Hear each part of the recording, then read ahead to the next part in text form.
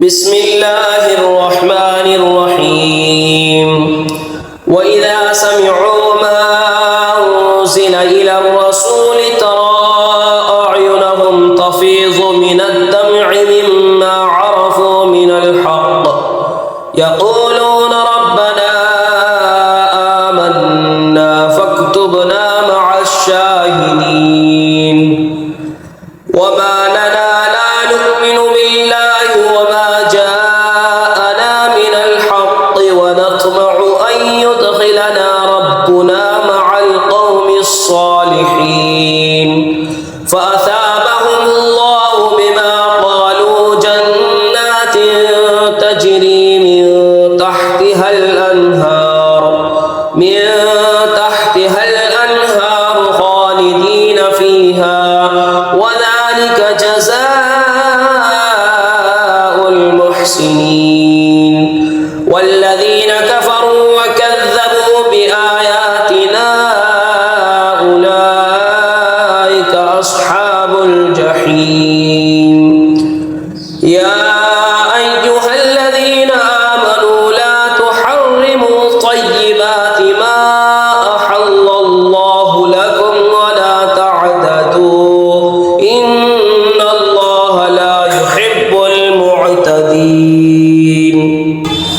وكلوا مما رزقكم الله حلالا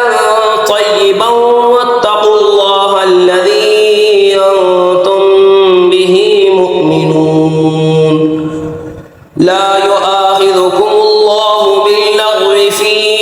أيمانكم ولكن يؤاخذكم بما عقدتم الأيمان فكفارته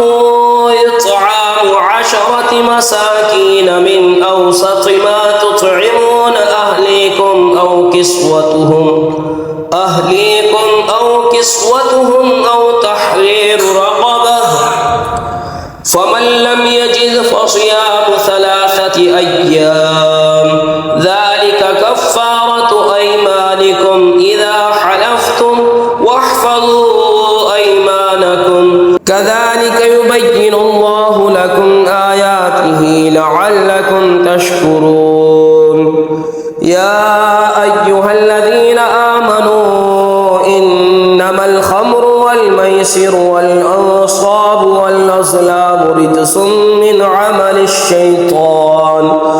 عمل الشيطان فاجتنبوه لعلكم تفلحون إنما يريد الشيطان أن يوقع بينكم العداوة والبغضاء في الخمر والميسر ويصدكم عن ذكر الله وعن الصلاة فهل أنتم منتهون وأطيعوا الله وأطيعوا الرسول واحذروا فإن